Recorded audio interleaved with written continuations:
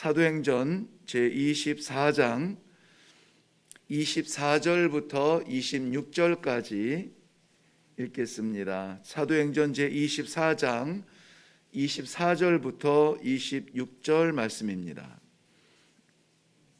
우리 같이 읽겠습니다. 시작. 수일 후에 벨릭스가 그 안에 유대 여자 드루실라와 함께 와서 바울을 불러 그리스도 예수 믿는 도를 듣거늘 바울이 의와 절제와 장차 오는 심판을 강론하니 벨릭스가 두려워하여 대답하되 지금은 가라. 내가 틈이 있으면 너를 부르리라 하고 동시에 또 바울에게서 돈을 받을까 바라는 고로 더 자주 불러 같이 이야기하더라. 아멘. 아멘. 우리 말씀 전에 한번 기도하겠습니다.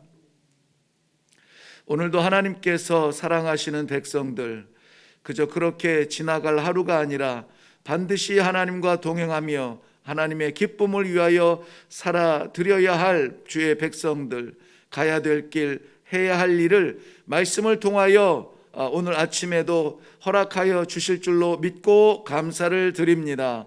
순종하여 오늘 하루의 삶도 하나님 앞에 올려드리는 아름다운 예배의 삶이 되게 하여 주시옵소서. 감사드리오며 예수님 이름으로 기도하옵나이다. 아멘. 오늘 사도행전 24장 24절부터 26절까지만 읽었는데요. 사실은 이 전체 내용 가운데 우리가 함께 묵상할 내용을 같이 보려고 합니다. 오늘 사도행전 24장에는 그 외에도 몇 사람의 이름이 더 거론되지만 중요한 인물 3명 우리 함께 같이 보겠습니다. 먼저 1절 말씀 볼게요. 1절 말씀 보면 닷새 후에 대제사장 아나니아가 어떤 장로들과 한 변호사 더둘로와 함께 내려와서 총독 앞에서 바울을 고발하니라. 네, 우리 성경 말씀 많이 읽으신 분들 그리고 또 묵상을 많이 해서 오랜 세월 신앙생활 하시던 분들, 아나니아라고 하는 인물은 뭐 여기 이런 아나니아 저런 아나니아 나옵니다만은 더둘로라고 하는 변호사 이야기를 들어보셨나요?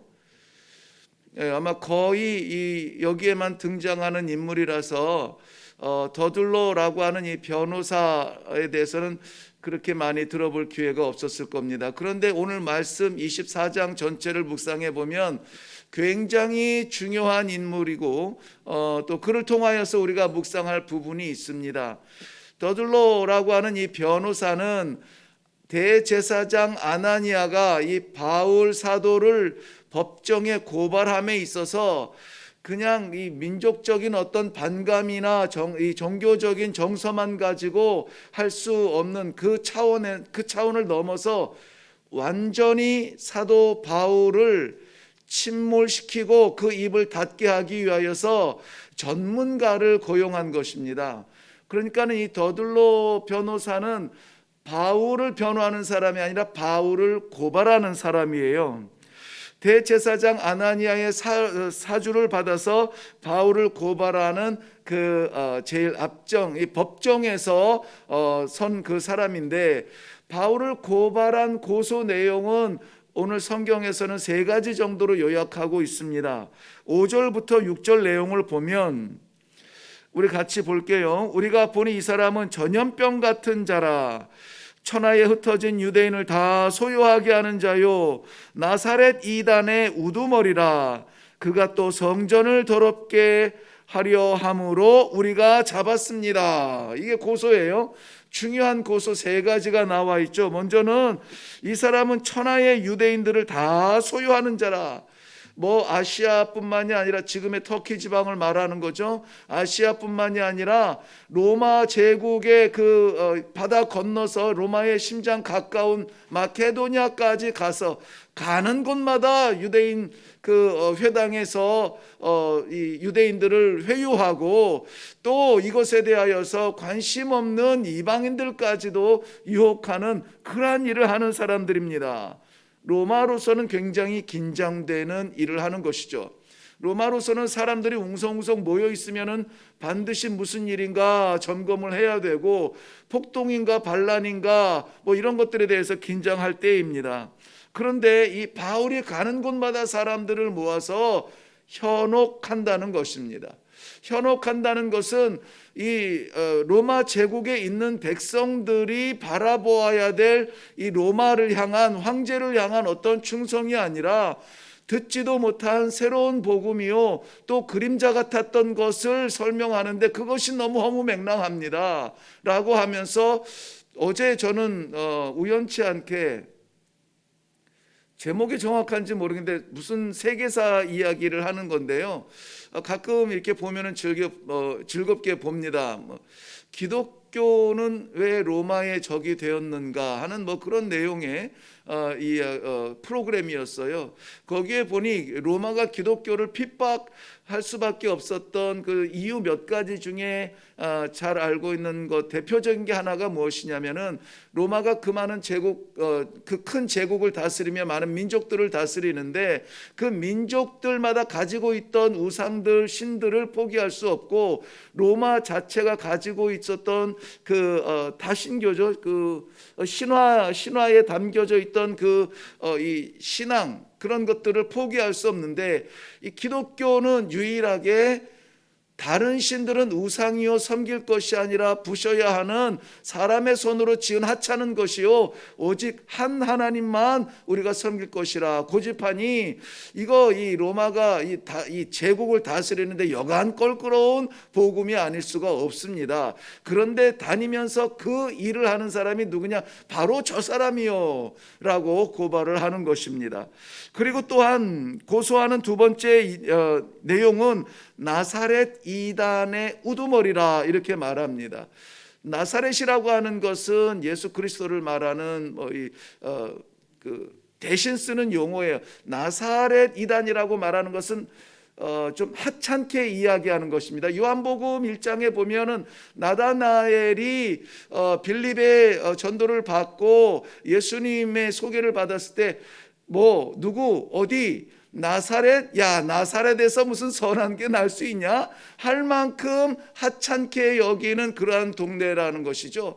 그러니까 나사렛에서 뭔가 선한 것이 나올 수가 없는데 거기에서 거기가 고향인 예수라고 하는 사람에 대한 복음을 증거하니 이 예수의 복음이 아니라 나사렛 복음이라는 거예요. 아주 하찮은 그러한 이단이라는 거예요. 그것을 지금 제일 앞장서서 이렇게 이야기하는 사람이라는 것이죠. 그러니 이단이라고 하는 그 자체가 경계할 대상이요 그 이단의 뿌리가 어디냐? 나사렛이라고 하는 듣도 보도 못한 그러한 촌구석에서 나온 거니 제국에서 이것을 받을 수 없는 복음이라는 것이죠. 그것을 고발하고 있는 것입니다. 마지막으로 결정적인 고발의 내용이 무엇이냐면은 성전을 더럽게 하는 자다. 로마 제국이 수많은 민족들을 다스리면서 자치적인 이 통제 기구, 이 유대인들 속에서는 산헤드린이라고 하는 공회가 있었죠. 애지간한 법들은 그저 너희들 전통대로 마음대로 해라. 너희들이 전통대로 할 수 있는 그 장로들을 뽑아서 재판해라. 애지간한 것들은 그 민족법에 맡겼습니다. 그런데 단 하나 사형 선고만큼은 로마의 재판을 거쳐야만 했죠. 바울이 로마 감옥으로 간 이유이기도 합니다만은 그런데 단 한 가지 그 민족이 섬기고 있는 신에 대한 모독죄는 그것은 즉결 사형이 가능하도록 되어 있는 겁니다. 그런데 우리가 이 로마에 충성하는 마음으로 이 법정까지 가지고 온 이 억울한 내용이 뭐냐? 이 사람이 성전을 모독하고 있다. 성전에서 성전이 받을 수 없는 이제까지 전통적으로 대제사장들과 그런 바리새인들과 말씀의 전통들과 이런 것들을 지켜오던 우리들이 따를 수 없는 복음을 이야기를 전하고 있다, 이렇게 고발을 하고 있는 것입니다. 여기에서 보면은 오늘 더들로라고 하는 이 변호사는 이 복음에 대해서 누구보다 아마 열심히 연구했을 겁니다. 뭐 하려고? 고발하려고, 고소하려고요. 그러니까 복음을 받았지만 복음을 받아들일 수가 없는, 복음을 들었으나 연구했으나 그것을 거부하게 되는 것이죠. 복음을 들었으나 오히려 그 복음을 막으려고 했던 사람이 누구냐? 이 변호사 더들로라고 하는 인물이에요. 그런가 하면은 오늘 본문에도 나오는 사람인데요, 24장 24절 수일 후에 벨릭스가 그의 아내 유대 여자 드루실라와 함께 왔다라고 하는데, 이 벨릭스라고 하는 사람은 가이사랴의 총독입니다. 총독으로 부름받아서 유대인들을 전체 관리하도록 책임을 맡은 사람이 이 벨릭스라고 하는 사람이에요. 근데 그의 아내는 유대인인데요, 그들의 결혼 관계는 나중에 좀 살펴보겠습니다. 유대인들이 로마의 위협이 될 것이라면서 고발을 하고 있는 이 바울에 대하여서 이것은 정치적인 어떤 위협이 아니라 자기네들 속에서 나타나는 종교적인 일이라고 하는 것을 눈치를 채게 되죠. 그래서 나사렛의 이단이라고 하는 그러한 복음에 대해서 그 예수 그리스도의 도라고 하는 것이 도대체 뭐냐, 이것을 관심 있게 듣게 됩니다. 그리고는 이 고발한 이 대제사장과 그 사람들의 고소에 대하여서 사실은 바울의 손을 들어준 거예요. 왜냐하면 바울을 수감 생활로 그 옥에 가두기는 하는데, 그 옥은 철장 같은 그러한 쇠사슬 차는 감옥이 아니라 오늘 24장을 좀 자세히 읽어보면 그 안에 다 나오는 내용입니다만은, 사람을 만나기 원하면 만나게 하고, 찾아오는 사람이 있으면 찾아오게 하고, 무엇이든 필요한 것들은 채워주고 하는, 어떻게 보면 약간 가택구금 정도의 그러한 이 옥에 가두게 되는 것입니다. 그런데 이 사도 바울이 말하는 그 증거하는 예수 그리스도에 대하여서 궁금해하고 그것을 복음을 듣게 됩니다.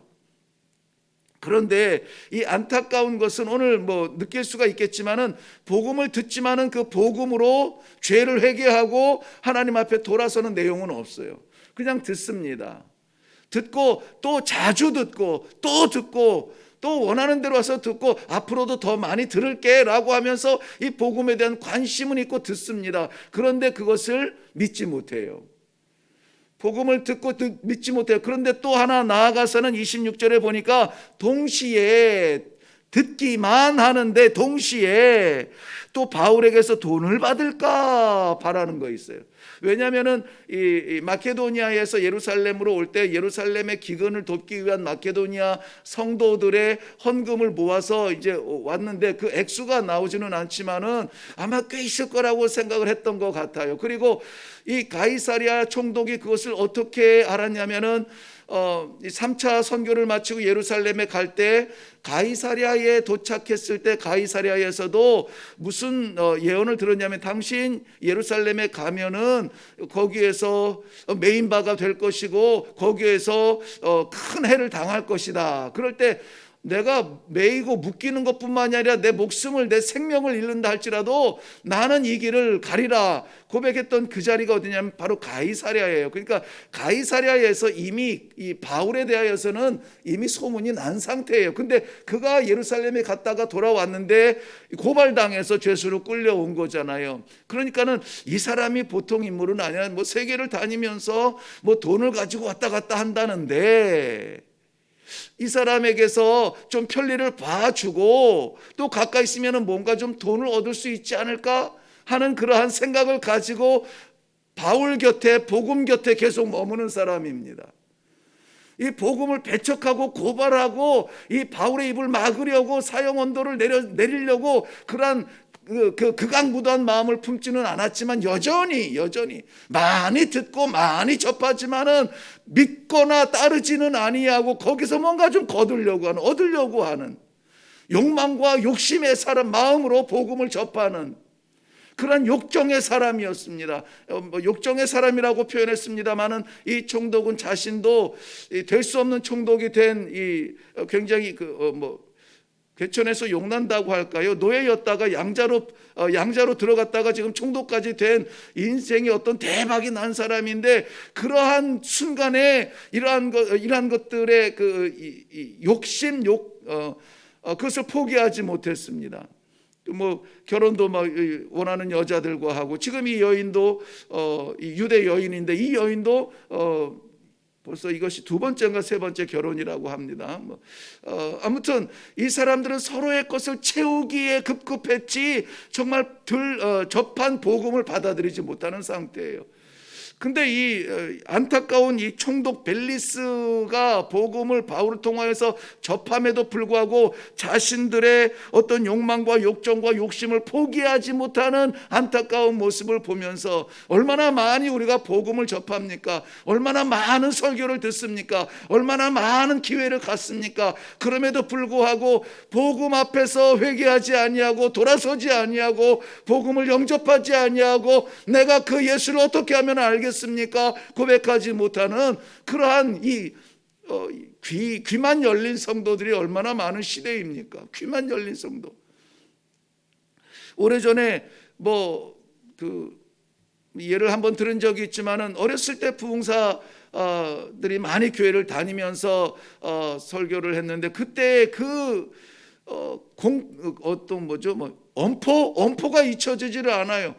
무슨 말씀을 했냐면은, 지옥에 가면은 어떤 방에는 사람 귀만, 천국인가요? 귀만 잔뜩 있대요. 사람은 없고 귀만 잔뜩 있대요. 귀만 복되다 그러더라고요. 천국이구나. 귀만 복되어서 귀만 천국에 왔다. 그게 뭐냐 그랬더니, 이렇게 오늘같이 와서 부흥회거든요. 와서 설교를 이게 다 듣고 1시간 반 말씀을 다 듣는데 듣는 걸로 끝난다는 거죠. 순종하지 않고 따르지 않고 복음에 자신을 내려놓지 아니하고 여전히 내 정의와 내 생각과 내 고집과 내 아집은 꽉 지키고 있으면서 요 안에는 안 돼. 근데 오늘 말씀 좋았어, 재밌었어, 막 이런 거죠. 그러니 귀만 복되니까는 귀만 가득 차 있는 천국방이 있다고. 그때는 그게 충격적이었어요. 그래서 귀만 가면 안 되지, 나도 가야지 그러면서 이 순종의 삶을 좀 결심했던 그러한 추억이 있습니다만은, 바로 이런 총독 벨리스 같은 경우가 아닌가 싶어요. 오늘 본문에서 열정이 있습니다. 또 들으러 올게, 또 부를게, 또 얘기해줘. 그런데 복음의 사람으로 변화되는 그러한 과정이 보이지 않습니다. 그리고 뭐라고요? 돈을 좀 얻을까 해가지고 그렇게 해서 바울 곁에 있는 거예요. 뭔가 좀 생기는 게 없을까, 뭔가 나에게 유익이 없을까, 이거에만 관심이 있는 거예요. 복음을 접하지만 회개하지 못하고 여전히 욕정 속에 살아가는 사람들, 자기 세계 속에 살아가는 사람들. 바울의 편리를 봐주지만 고발하지는 않지만 그러나 여전히 변화되지 아니하는 그러한 사람들, 총독 벨리스의 모습을 봅니다. 그 가운데 또 한 사람이 있습니다. 사도 바울이에요.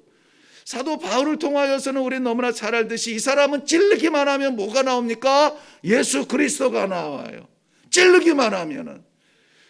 예수 그리스도를 만난 이후에 이 사람은 어디를 가든지 누구를 만나든지 어떤 형편이든지, 아시아든지 마케도니아든지 안디옥이든지 예루살렘이든지 회당이든지 성전이든지 길거리든지 집안이든지 가는 곳마다 예수의 사람들이 만나는 그런 곳에서도, 재판정 앞에서도 이 사람은 찌르기만 하면 뭐가 나옵니까?